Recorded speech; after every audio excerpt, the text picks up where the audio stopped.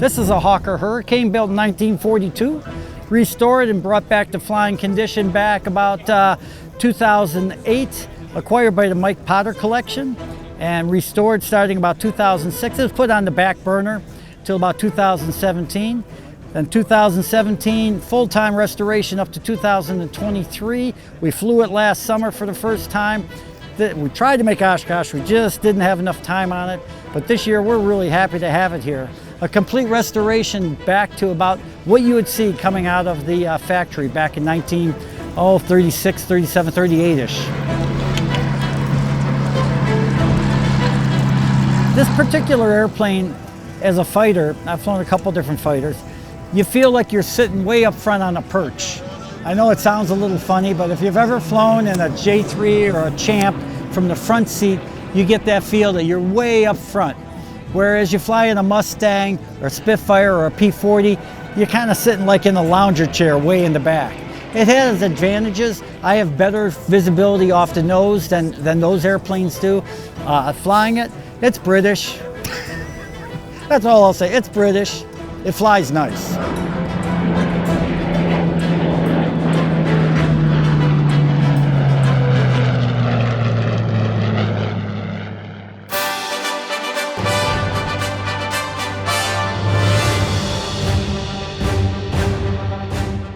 The Hawker Hurricane is very significant in aviation history. In the 30s, the bombers were starting to go faster than the fighters at the time. Most of the fighters were biplanes at the time. So they put out an order saying, we want something to do about 300 miles an hour at 10,000 feet. Well, people got to work.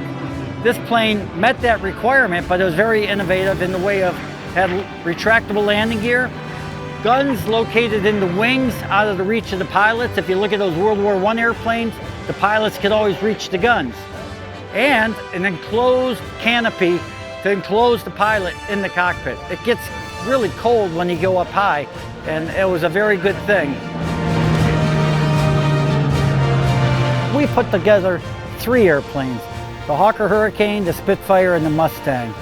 Those 3 airplanes we can attribute, we call ourselves Victory Flight. You can attribute these airplanes to significantly changing the direction of the war in the battles. The Hurricane and the Spitfire in the Battle of Britain, the Mustang being able to escort our bombers all the way to Berlin and back. The Hurricane and the Spitfire came out and they turned the tide of the Battle of Britain.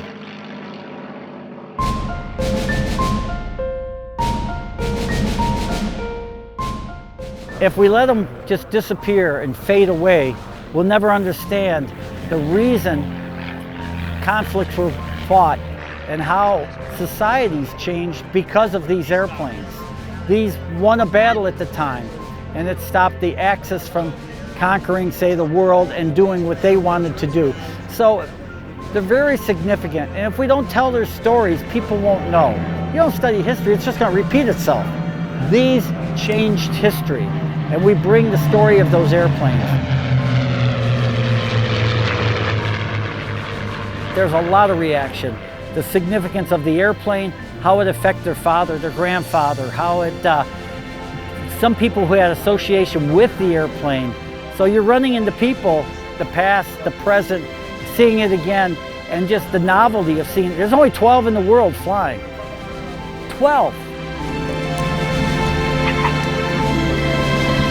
And I will say this, never did I think I'd dream of flying a fighter into Oshkosh, let alone performing in the air show. It was exhilarating, exhilarating.